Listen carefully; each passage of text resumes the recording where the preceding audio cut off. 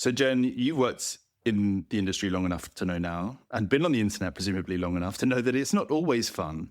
But we try on Ctrl-Alt-Speech to, ahead of talking about its, failures and frailties, to bring a bit of light relief.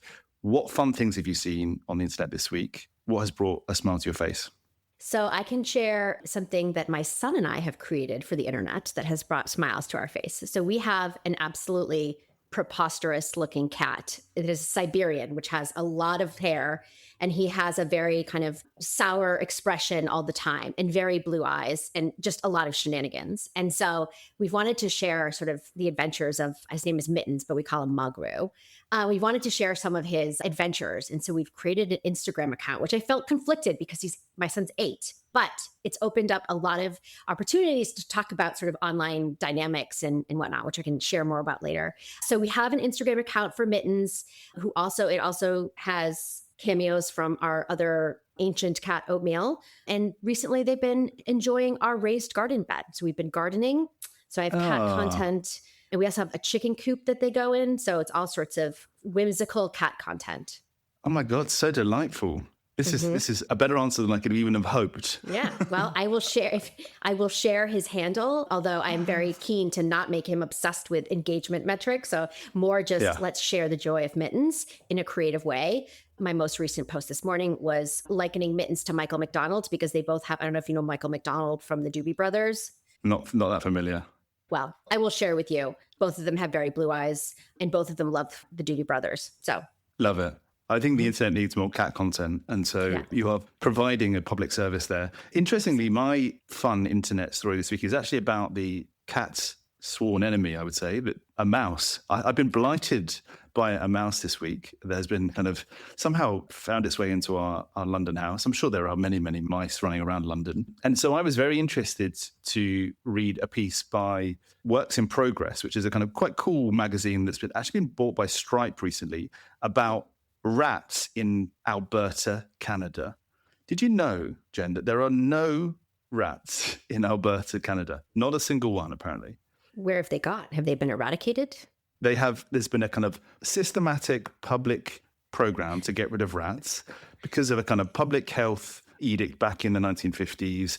And I think a concern about the impact on the local agriculture. So in Alberta, you will not find a rat. If you see a rat, you report it to government authorities and people will come out and address the rat. You cannot keep a rat as a pet, which is, maybe bad if you're like my neighbor from when I was younger who had a rat. So they're very, very strict on it. And it also means that the Albertans don't really know a rat when they see one. There's a very funny stat that said that there was 875 reported sightings of rats in Alberta last year. Only 47 were real. So clearly the program is so good, you just don't know what a rat looks like. Interesting. Yeah, I thought so. So there was the beauty of internet publishing in particular brought me that story at a time when I needed it most, I think. A bit of solidarity with my mice catching. Have you been able to eradicate your own rodent? I won't be drawn on my plans for the mouse. Okay. More on that in next week's podcast. Okay.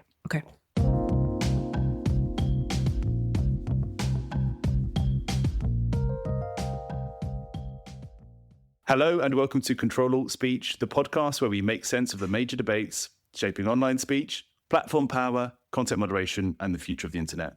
It's June the 18th, 2026, and this week we're talking about the UK's social media ban and the split-screen reaction to it, where we are with the Anthropic Fable debacle, and for our Patreon subscribers, why Spotify haven't got their moderation act together and what that means for the future of the web. Ctrl-Alt-Speech is the weekly debrief between Mike Masnick, the founder and editor of Techder, and me, Ben Whitelaw, the founder and editor of Everything in Moderation. But as you've heard so far, Mike is traveling this week, and I'm delighted to have Jen Weedon as guest host this week. Jen, welcome to the podcast. Hello. Thank you for having me. Jen, it's amazing to have you on the podcast. I've followed your work for many years, actually, and you were very kind enough to do an interview for Everything in Moderation back in 2022, which we'll talk a little bit about. I would call you a trust and safety veteran, which I hope is not too pejorative a term. And you've worked at Meta for more than 8 years. You've spent some time at the gaming company Niantic, right now you're consulting and teaching at the Columbia School of International Public Affairs. You are the perfect person, I would say, to guest host the podcast. Give me a kind of potted summary of your journey into the industry over the last decade or so. Yeah. Before I do that, I want to say on the veteran front. So many years ago, and this is related to my career trajectory, some friends and I put together this conference called Cyber WarCon in DC. And this was, I don't know, maybe 10 years ago or something. And the conference was sort of around different facets of how governments misuse the internet to achieve certain long-term objectives. And one of the swag situations we had one year was actually a cyber war veteran patch on a hoodie. And so I've worn that hoodie over the years and have gotten like, thank you for your service type comments. And I don't have the heart to be like, I'm not actually a cyber war veteran, but I mean, maybe I am. I think that's perfect. Yeah. You should get more of those badges made. I think more folks would love to be recognized for their work, keeping people safe on the internet. That's true. Maybe that'll be my new Etsy shop. Yeah. Yeah. So I just an abbreviated version of my career is, I started off in cybersecurity and in intelligence actually, but then parlayed that interest. I was always interested in the sort of human aspect of it, right? And rather than kind of putting my efforts towards protecting computer networks, it was more like, what happens to the people behind these types of scenarios? And so that's what sort of prompted my shift into trust and safety. So went from a company called Mandiant, which did actually some really interesting work on exposing cyber operations put on by governments, but then ended up working at Facebook for quite a while, working in different types of harm areas. I would say the longest effort was on kind of influence operations and surveillance, but I also worked on issues of hate speech, human exploitation, child safety. It sort of ran the gamut, but we were always focused on these topics from an emergent harms perspective, right? So like, what is the tip of the spear? Like, what are the worst threat actors doing? What are the most innovative approaches? And really sort of being able, given the leeway to think very creatively and be very forward leaning around looking around corners and then trying to communicate kind of what are the risks that we need to be aware of, but also, and equally importantly, how do we root cause the vulnerabilities or failures that actors were able to exploit? And then how do we work with our teams to try to fix those? And eventually I ended up seeing that a lot and realizing that some of the root causes of what we were seeing were things that were not easily solved and or were chosen not to be solved for various reasons. Maybe they were difficult, maybe it conflicted with other important metrics. So then I started thinking about how to be more proactive. So that kind of prompted my shift to work at Niantic, which is going from a very specialized role at Meta to a more generalist role at Niantic, which had a very different perspective on trust and safety. Obviously, working with mobile games and spatial computing is a much different trust and safety scenario than a social media platform. And I still did some red teaming work. So, adversarial pressure testing of new features, new products to try and think through how do we get this right before we release it, or at least how do we be better prepared? So did that for a few years and then went to academia, which was an unexpected left turn to teach trust and safety at the graduate school level, which has been wild.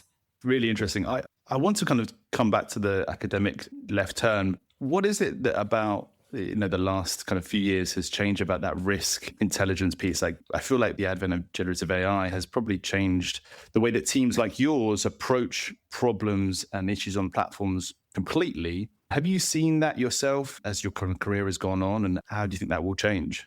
I think the work of safety is changing dramatically. I think most of the foundational frameworks and taxonomies and sort of ways of thinking about harm are just being upended right now with AI, and particularly the way that, and we can get more into this, particularly the way that sort of internet is being restructured by AI, as well as the major platform incentives and affordances. And so not only do safety workers in different forms need to recalibrate sort of how they think about what is a potential harm, but also where accountability lays with regard to that. And then also in doing the work, there's increasingly lots of vendors and companies are AI first in their approaches, right? So using different tools or LLMs for content moderation. And so the work itself is also being changed radically by AI in different forms. And so on the one hand, it's great to have sort of a bird's eye view of this being outside of industry. On the other hand, I actually really miss being inside and sort of experiencing it firsthand. But, I'm doing the next best thing, which is talking to people and studying it. So when it comes to teaching trust and safety, even our last syllabus last year, I think probably needs to be completely rehauled given how much everything has changed. Yeah, it's not an easy task teaching trust and safety at the moment. There's a kind of constant re-updating the reading materials. For listeners who maybe aren't so familiar with the way that colleges are thinking about trust and safety, give us a sense of like why Columbia has started teaching this course, and also why other universities like Stanford and like Cornell have really started to invest in producing programs that set people up for a career like you've had. So I went to graduate school and graduated in 2008. And so I did essentially, I went to the Fletcher School, which is sort of Tufts equivalent of the school that I teach at now at Columbia, which was, around sort of international affairs. And we had a tech policy arm, but not really. In 2008, it was very different. I think understandably, the last 5 years, I would say 10 years, but within the last 5 years or so, I think schools are further investing in like tech policy. And it depends on the type of the lens brought to this, right? So like obviously at an international relations and public policy school, maybe the emphasis is more on policy and sort of geopolitical dynamics versus an engineering school or computer science school, and versus, there are law schools that teach aspects of this. So I think, depending on the discipline and the orientation of the school, the frame that they bring to this topic may differ. That said, I also believe it's really important to make sure that folks coming up through computer science, have access to courses on ethics and whatnot. And likewise, in the international affairs public policy schools, that they have exposure to some of the more technical aspects of how content moderation works, nuts and bolts, or how CSAM detection works, et cetera. So I think, although even now, if ideally, graduate schools are not just meant to like prepare people for jobs, right? They're to learn things. But, we have to be realistic that getting a job after is a natural sort of end goal that people want to have. But even now, it's like the job market is really abysmal. And I think students now, I've had many, many conversations of students who are like, does this career even exist anymore? So it raises dual questions of like, one, what's the purpose of education, which is like an existential discussion. But two, what are the right skills to prepare for a safety career? And what does that mean with how things are changing? And I think that the jury is still out on that. And I think there's a lot of smart people thinking this through and trying to prepare, but a lot of it is the ground is shifting beneath our feet. Yeah, no, it does seem like that. We won't go too much deeper on that because I wanted to talk about a report that you've been working on in the last few months, which actually really neatly coincides with your appearance on the podcast. It's coming out tomorrow, Friday, the 19th of June. The report is called AI Slop in the Information Ecosystem, and it's based upon a convening that you held in March this year of some experts and practitioners in the space. You kindly shared it in advance. It's a great read. Tell us why you decided to kind of focus on AI Slop to begin with. Is there more that we can say about AI Slop? Right, there's a lot we can say about AI Slop. I think back in early the beginning of this year, end of late last year, my colleague Camille and I were chatting, and both of us are always, it's like emergent, undefined areas of like consequence, but like we don't really fully know it, or catnip to both of us. And so we ended up partnering with the Hewlett Foundation to come up with the Slop Salon, which was really fun. We ended up, like I said, or like you said, convening about 20 folks across investigative journalism. We had Jason Kobler from 404 Media, folks from frontier model companies, academia, research, and people who like think about AI generated content, particularly low quality, mass-produced, algorithmically amplified AI-generated content, about what is the landscape of this topic, of this issue, right?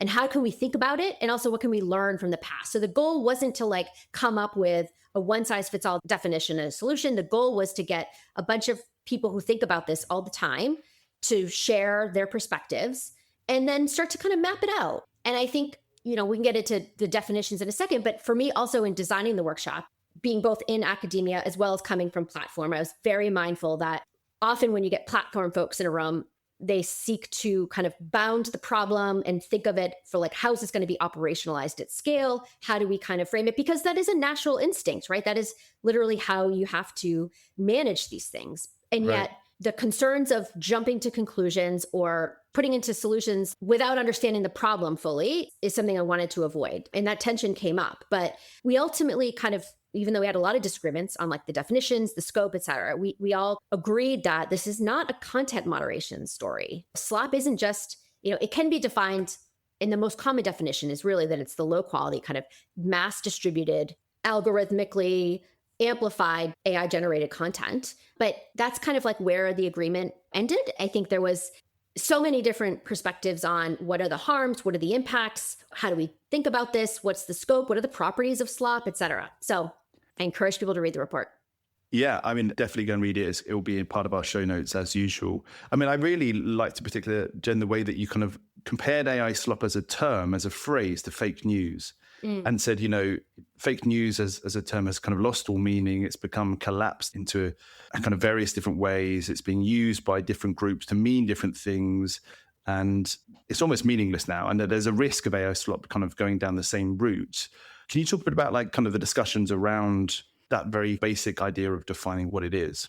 Yeah. So on that front, I think we tried to balance both leaning in a little bit to the sort of platform approach of like, okay, well, we need to bound the problem somewhere, right? So we came up with this notion of the slop funnel, where we kind of had a spectrum of AI generated content as like the mass category, right? Within that, there's things that are kind of like more clearly defined as slop versus less. So like on the far left of like the most widely distributed and sort of least directly harmful is AI generated content that maybe isn't high quality, but maybe it's stuff that like if you're working and your colleague sends you a draft of something that's, been done by Claude or ChatGPT and you're like, oh, okay, well this, you can tell that it's created by a chatbot and then you have to spend extra time, like, work slop, right? And that there's some articles on that and whatnot. Then you kind of get into like, all right, the most ambiguous area, which is this sort of lots of the cats jumping on trampolines, shrimp Jesus. I had a polar bears with barnacles or on them kind of spate of slop in my feed for whatever reason. The things that your far-flung family members are likely to send you to be like, look at this. And you're like, oh, okay, that's clearly AI. Like there's a big bucket there where you're like, we don't really know the volume. We don't know what content this is displacing. We don't really know what the harm is yet, right? Short-term or long-term. And then then there's this next category down the funnel, which is AI generated content that the harms are a little bit clearer, but there's still a lot of ambiguity. And so this would be like your slopaganda. So we can get into what slopaganda is, right? If you remember a couple of months ago, the Iranian Lego slop, or maybe the, actually, I wouldn't characterize that as slop as an aside, or, your White House videos with AI generated defecating on protesters type of information. Yeah. And then there's the AI generated content that is not slop at all, but that is also harmful, which is like your NCII or your CSAM or whatnot. So we kind of mapped out like, where should we focus? And it was that kind of middle two chunks of your cats on trampolines, your Arctic animals with creepy barnacles, like, okay, where's the harm here? And then the kind of questionable, politically themed, maybe misinformation, and there's some great examples I can point to. Those were the areas that we all felt were like worthy of more intentional research. Interesting. And not least because platforms are making that content very easy for users to create, yes. Right? If you go onto a Meta platform now, whether it's Facebook or Threads, you are being kind of shown that it's very easy to create content of a young woman who looks like she's wearing a football kit, but is also in a battlefield. Right. This kind of like obscure, almost like anything is your imagination kind of content, which, as you say, we don't know the impact of in terms of our attention, in terms of the kind of downstream effects. The report talks a bit about that. We probably want to get to today's story soon, but is there anything else you want to note to listeners about what the report tries to do or what the benefits are of reading it? Yeah, I mean, I think that the story of slop is really a story of like, how are platform incentives, monetization schemes, and this sort of like new content economy changing the structure of the internet. And like one specific example that I think that I can wrap this up is there's a story in there of a 17-year-old content creator from Burkina Faso who made a fake AI video of a coup in France that got, 12 million views. It got President Macron to say like, this is not a real coup, and asked Meta to remove it, which they did not. And the creator made like €7 off of this. But for us, it was sort of emblematic of, if you can easily, in 404 Media has some great reporting on this, as have others, but if there's this sort of strengthening ecosystem and machinery of content creation of people who are just trying to make money, and they can go easily find lots of lessons on how to make content and optimize it for various algorithmic distribution or reach. If there are topics that are political that get traction, who needs troll farms? You have this like machinery that's like very easily setting folks up for all manner of content distribution of different types. But what does that mean for, how as this content continues to saturate everything, what does that mean for our own ability to discern truth from fiction? What does it mean for platforms who are trying to figure out rules of the road with content that's AI generated that maybe wasn't done via coordinated and authentic behavior, was done by someone who's just trying to make a quick buck, but who happened to align on political. So it's just, for me, this report kind of teases out what really is, I think, a fairly profound change that we are not super equipped for, in our opinion. No, I think that's an understatement. And there's lots of reasons to read the report. It's a great read, and it's a great bunch of people that you convened to have that discussion. So worth a while. Before we jump into today's stories, Jen, I just want to thank our growing group of Patreon subscribers. We've got our supporters who pay $10 a month to get extended episodes, additional analysis, and also early episodes. We share our episode with our Patreon subscribers before we do our free ones. So if you like listening kind of late Thursday UK time, then you want to become a supporter. Founders and insiders also get all of the above, plus the chance to recommend stories to us to cover, and that's what keeps the lights on Ctrl-Alt-Speech. So yeah, Jen, thanks for kind of outlining the report and talking to us about that. We have what you called a whole gamut of stories to get through. Our spreadsheet this week was kind of chock-a-block. We're going to start with the story that I think many people would have been paying attention to, which is the UK social media ban this week, or rather the kind of outline of a social media ban, which I think is fair to say. There's not a lot of detail on this, but we will talk about it nonetheless. If people have not been following it, Sir Keir Starmer, the UK Prime Minister, got up on Monday, gave a press conference in which he outlined the under-16 social media ban in the UK, which would take place, it will become implemented in spring 2027, and it will apply to a bunch of platforms, many of whom we know is TikTok, Snapchat, Instagram, Facebook, X, and YouTube, not YouTube Kids. So only the kind of major platforms. Unclear exactly what the reasoning for those platforms is. Many people pointed out that there were no gaming companies included in there. And Starmer was very clear to point out, probably because most politicians in Westminster use it, WhatsApp and Signal were not included. So a focus on peer-to-peer type social media platforms that will no longer be accessible by kids under 16. There was a few other details that, again, were dangled but not really discussed. A few kind of product features, Jen, that he mentioned, which won't be available to 16 and 17-year-olds. So live streaming and also messaging people that you don't know on platforms. It was kind of termed messaging strangers. I think that's designed to appeal to parents. It's probably focused on DMs from people who you don't follow or don't know, to combat an issue that we all know happens where children are approached by spammers and scammers and people who are trying to cause harm to children. But that was a kind of fairly large part of the announcement without really going into detail. And there was another element that was, again, mooted but not really discussed in detail, which is a digital curfew.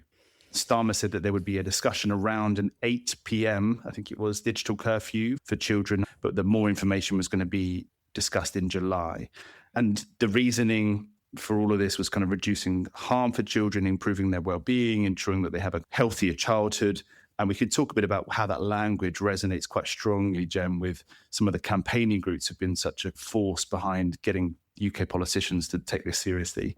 I want to talk about the reaction primarily, Jen, because there's not a lot of policy to go on here. It's all fairly light. But what did you see about the ban from where you're based in the States? What was the reaction? What kind of coverage did you read about it? I actually haven't read a lot of reactions to the ban other than, tech insiders and my own echo chamber of people who focus on this. I do want to share, when we were preparing for this episode, you mentioned the sort of differing reactions of like folks who are professionals and experts in this space in different ways, and then parents and these sort of like these groups kind of having different narratives. And so I am both a veteran of this space as well as a parent. My child's 8. I'm also an elected school board member, which means in the US, it's the sort of elected governance board over public school districts, which the reason this is relevant is that it has to do with tech device policies in school and curricula and things like that. Right. And even in my state, in Massachusetts, I think they recently passed a law, social media ban, although I don't remember the exact details. But for me as a parent, and maybe this is delusional, but the death of nuance and people's inability to sort of converse on like, first of all, where are kids in this situation, right? Like, I've spent a lot of time recently talking with folks on sort of children's rights and a right-centered approach towards this. And I can imagine that the perspectives of youth and teenagers are important in this, also because their perspectives also relate to how they adapt to these bans, right? If they're using workarounds like VPNs, if they're going to other spaces, or if they're just easily able to access things in ways that adults may not understand. So there's sort of like who's at the table and what kind of perspectives are we privileging is something that I think is relevant.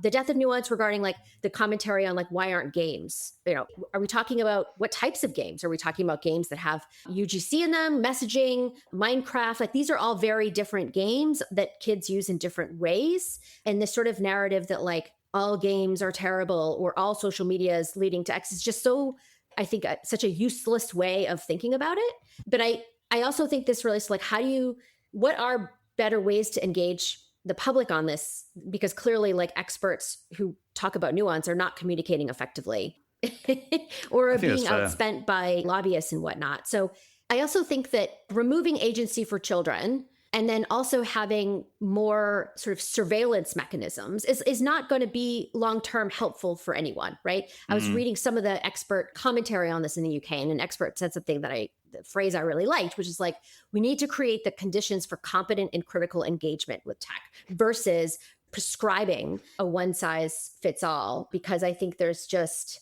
so many anticipated consequences that I can see that are not helpful for children. And it also doesn't necessarily hold the tech companies accountable for their design decisions. It also sometimes lets parents and schools off the hook for putting in the work with their kids to help them learn.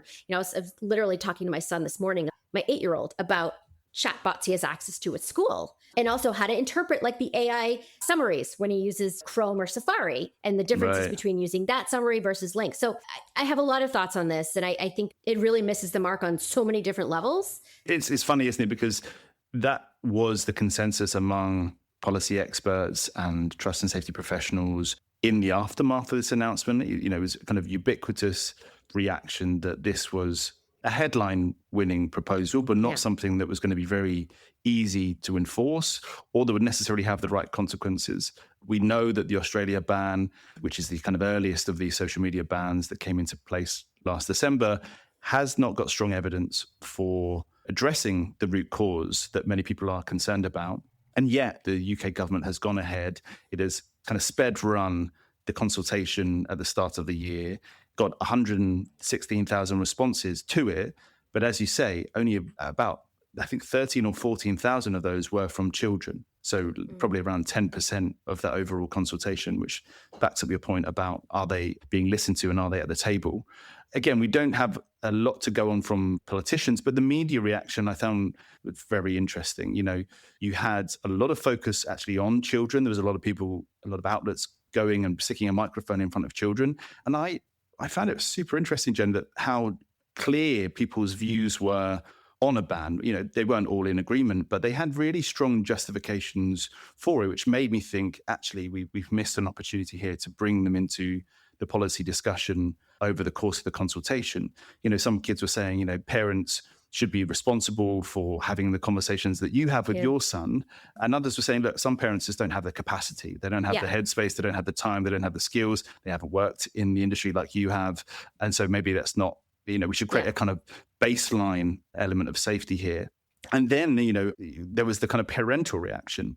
We've talked a lot about the smartphone-free childhood campaign, which in the UK has been incredibly successful at driving people to the consultation and to organise. And many of those regional leaders from that campaign group were actually at Downing Street for the announcement. So it's very clear that the Labour government have recognised the concerns of that group and of parents generally, and acted upon them without necessarily thinking more broadly about what happens down the line or what children think. And as I mentioned before, this is partly because Labour as a UK government are under pressure right now. There is a by-election happening in a northern town in the UK that has significant ramifications for Sir Keir Starmer and what happens next. Imagine if there was a vote happening in the US that might see Donald Trump lose his presidential seat. That would be a big news. So that's what's happening in the UK. It's led to this ban, and there is this kind of split screen reaction. policy experts who are slightly wringing their hands and worried about how this will play out, trying to shape the next steps. And then also the parents who are frankly jubilant that finally they're being heard and seen and kind of listened to in a way that they feel like they haven't been before. You talked about the age assurance element, Jen, which is a massive, massive conversation. There are states that are bringing in age assurance and age verification technology in the States. That was a kind of like afterthought in the announcement. More information is going to be set up by Ofcom, the UK regulator, in due course about what platforms will need to do as of spring next year. What are your views about that kind of age assurance piece? Like, are you as concerned as others about where that might go? Yeah, I mean, I think that the like meta concern here is that there's all these initiatives, but the enforcement realities are too often an afterthought, right? It's like sort of magical thinking. The Anthropic story, which we'll talk about too, is like, there's these sort of dictates of like, yes, remove access for all foreign nationals. And you're like, okay, how does that actually work? Like, so there's this lack of understanding of, one, sort of how different technologies work, two, how means of circumvention and side effects in terms of like norms of surveillance or like how it disproportionately affects different populations. But none of that seems to be like part of the actual discussion earlier on. So I get back to like what part is most broken here. I was interested in that you mentioned that YouTube Kids was a carve out for this, which is interesting because if this is all ostensibly about protecting kids, YouTube Kids in particular, this came up in the slop work, has a prolific amount of AI generated content that has absolutely no educational value, right? That it is just served up without searching, right? So it is algorithmically put in kids' faces. There's often like no narrative or educational value to these things, but it's so visually appealing and rapidly changing that like sort of the dopamine receptors go bonkers. And so it's like, okay, so on the one hand, we're saying, yes, we want to protect the kids. We want to do all these things. On the other hand, we have YouTube Kids with all sorts of slop and sort of problematic materials. At least in the US, we have kids on devices for much of their day, right? With access to a lot of the same services that often are purportedly wanting to be blocked, or the kids will find workarounds. So there's just so much incongruence, or sort of, it's very hard to make sense out of. No, totally. And I wrote this piece for Everything in Moderation, in which I wrote that I just felt disorientated by watching this whole reaction play out. The incongruence is a great word for it. It's like, in some ways I felt like I was being gaslit by one of these groups. It's like neither group is seeing it from the other's perspective. And we don't have a kind of shared understanding of what the problem is. And so we've gone off in different directions. And ironically, not to bring UK politics of 2016 into it, but it felt very Brexit-like, actually. Brexit was a big moment in the UK. Was one group of people who didn't feel heard about the way that the country was moving and kind of reacted against the politicians and the powers that be at that time. And there was a group of people who said, from the process perspective and from the way that we're kind of integrated into this wider geographical block, we can't move. It's impossible. The benefits are too small. And there's parallels there, I think, with the social media ban, the kind of technocrats versus these kind of emotionally driven voters, essentially. So again, I respect the campaigners for managing to shift public opinion and actually like move people to input into consultation and to make something happen, because that is increasingly difficult in today's political landscape. But we don't know where this is going to go. And I feel like we will be returning to it a lot on the podcast, which is both good and frustrating. I mean, you said one thing that actually stuck with me, which is the privilege that some of the perspectives I have, like, that I've worked on these topics and somewhat fluent in some of them. And I also have the time to talk with my kid about these things. And I mean, I often don't have time, but I make time, but that is not an expectation that is universal. And so this sort of perspective of, well, yes, parents should do more, like there's certainly something to be said and something for my own self to kind of reflect upon, which is like to what extent is my own perspective, do I need to put it in check also with the realities of many, many other people? So thank you for that. Not intended, but I think it's one we all can think more about. We'll put that story to bed, Jen. We'll talk a bit about a story you mentioned there, the Anthropic fable debacle, I'm going to call it, and another story from India that I think come under what Mike, if he was here, would call examples of the despotification of the internet. He talked on the podcast a few weeks ago about an essay in which he kind of outlined how governments, when incentivized incorrectly and given access to particular choke points on the internet, they will do things that run counter to citizens and users' best interests. And I think these two examples of stories are perfect examples of that. Talk us through, again, a lot has happened about Anthropic since last Friday, but give us a kind of overview of where we're at with that story. So my understanding, and I think, again, like the news and the facts keep dribbling out, so all this is subject to change. But my understanding is that on early last week, Anthropic launched Fable, one of its Mythos-related models, for general use, but with specific guardrails. And on Friday, on the 12th, Anthropic shut down access to both Fable and Mythos after a dispute with the Trump White House, apparently around jailbreaks identified in Fable that the White House didn't necessarily share a bunch of information for, or believed that they were more consequential than they were, and implored Anthropic to, for national security reasons, limit access to this model for foreign nationals, which gets to the enforcement question. So there's lots to unpack there. Brings to the enforcement question, whereas Anthropic's like, how do we actually do this? And the result was to pull it off the market because of this demand from the White House. And essentially, I think this raises a number of questions. But for me, one of the takeaways was, one, this seems to be yet another example of the US administration's sort of incoherent and whiplashy perspective as it relates to AI governance writ large, but particularly around AI safety and evaluations practices. The second part being what information should be shared, justifying why these decisions get made, right? With Anthropic kind of reporting that they felt like they had a good understanding, that actually some of the jailbreaks that were identified, that other models were able to find. So this wasn't something that would lead to widespread sort of ability to create, quote, cyber weapons, which for me, I don't even know what that means. It's like a really imprecise term. And also, on the flip side, like there are ongoing discussions about the need for third-party evaluations around, particularly in certain sectors or types of risk, right?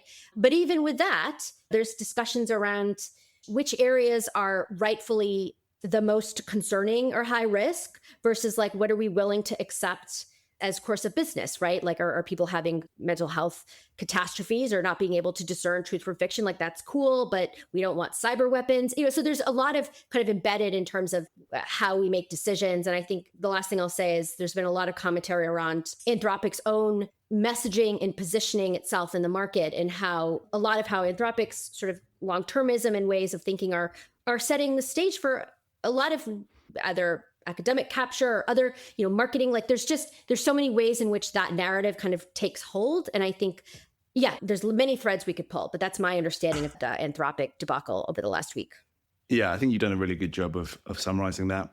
The long and short of it is that the Fable 5 model is still unavailable to people outside of the US and in the US as well, I think. Yeah, no, it's not available in the US. So whenever you go onto Claude, it's like, you cannot use this model. And it seems like nothing has really moved. I haven't seen any reporting in the last couple of days that suggests that's going to change anytime soon. But as you say, the reasons why that's happened continue to kind of become a bit clearer. One thing I will note is that there is a bit of a backlash that's been emerging of cybersecurity experts and people working in AI model development to get the US administration to do exactly what you mentioned, which is to be more coherent, to be transparent, and to lay out a plan for how models will be evaluated and standards will be assessed. Over 100 people have signed a letter, which is available at freefable.org, which lays out, exactly why the administration should come to the table and lead in terms of establishing a process for evaluating models. And it plays to the administration's kind of national security risks, its concerns about falling behind in the AI race. It's a very good letter. Alex Stamos, who many of our listeners will know, he's been involved in it as well. So it's a clear-sighted call for a bit of clarity. And again, I think no one wants to be in a world where a government of any kind can call a model back and have it retracted from users in the way that we've seen over the last week. It's not a particularly good look for anyone. So yeah, Jen, great job of summarizing that. I don't think I would be able to do anywhere near as good a job. We're going to share another story now, which I think speaks to these topics very acutely. And that's how in India, Telegram has been at the center of a story as a result of being the kind of hub of medical exam fraud. So I was kind of reading up on this this week, Jen, but there's a massive exam that gets taken in India called the NEET test, the National Eligibility Come-in Entrance Test. And it's a big one. Anybody who wants to go to medical college in India has to take it. And it was taken in May only for the 2.8 million people who took it to find out that the results were scrapped because they found out that some of the papers and the results had been leaked in advance via Telegram. The exam is being retaken next week on the 21st of June. And so what the government has done is ban Telegram for a series of days up until the exam has been rolled out. And that's clearly to kind of prevent a repeat of what happened before. You know, you can't even imagine what it must have taken to set up exams for 2.8 million people across a country as large as India. And they clearly don't want a repeat of that. But anybody who wants to use Telegram for anything else apart from leaking exam papers will not have access, which is a kind of shocking turn of events. And Reuters explains how, you know, many average Telegram users have been caught up in this. Again, this feels along a similar line, Jen, doesn't it? You know, a government taking a universal stance without any justification and kind of claiming national security or, you know, citizen safety. Yeah. As you were speaking, I actually just had a memory from some of my early days at Facebook when one of the tasks of our team was to work with the policy team to monitor outages, right? I remember, this was probably 2014. I mean, there have been many periods of outages or governments restricting access to Facebook at various times for various reasons. But one of the instances, I think there was, I can't remember which country it was, but there were cheating allegations of I don't remember exactly what happened, but it was the same thing. We're like, what the heck is happening? And then sort of digging into it. And there was something around widespread cheating. And the best solution that they could come up with is to restrict access to a major technology for the time. So it's, you know, I would love to be inside the heads of the policymakers who are like, yes, this is the best solution, is to just try and take this massive bludgeon to people's access to messaging apps. But it seems to be a repeat tool of statecraft. And I'm not sure it's going to go away anytime soon. No. And as we were talking about the Anthropic story, I actually don't think there's an incentive for governments, elected officials, to come up with a better way of doing things. That's the crux of it, isn't it? You know, there's no real rush for the US administration to come up with a better way to evaluate models, because they can just issue directives to private companies and say that model cannot be used for various reasons of national security. You talked about incentives from an AI slot perspective. That doesn't seem like a particularly strong incentive for administration officials in the US or the Indian government to do anything differently, because they have power right now. How do we change that? How does that change, do you think? I mean, that if I knew the answer to that question, you know, I would be sitting here right now. You know, I don't know. It hasn't seemed to have changed in my lifetime. It still seems to be this sort of saber rattling with people in power. You know, I don't know is the answer to your question. I wish I did. No. I put you on the spot there, and because I also don't have an answer. But both stories, I think, speak to the same theme, and that's why they're in our small story section. We're going to kind of wrap things up there for our free listeners now, Jen. We've talked quite enough about social media bans and the ability of governments to do whatever they want. We're going to talk more about a really intriguing story from Spotify and the way it moderates some of its very, very large 5 million podcasts on its platform. What is it about this story that really caught your eye before we dive into it? So this story, I think, originated last year with a state rep from a state north of me, so I'm in Massachusetts, with an inquiry to Spotify about podcasts that had information on how to access or purchase illicit drugs like fentanyl or different types of benzodiazepines. And so the type of content was podcasts that didn't get a lot of views, but the investigation found that indeed this content did exist, but it didn't really get any views. And so the questions as a result are is this a content moderation issue? Or if a fentanyl podcast is posted on Spotify and nobody listens to it, is there any point? And so I think that there's some stuff to unpack. Brilliant. That's the end of this week's free edition of Ctrl-Alt-Speech. To hear the extended episode with additional coverage, become a Patreon supporter at patreon.com/Ctrl-Alt-Speech. That's CTRL-Alt-Speech. If your organization is interested in sponsoring the podcast, contact us via our website at Ctrl-Alt-Speech.com. Thanks for listening.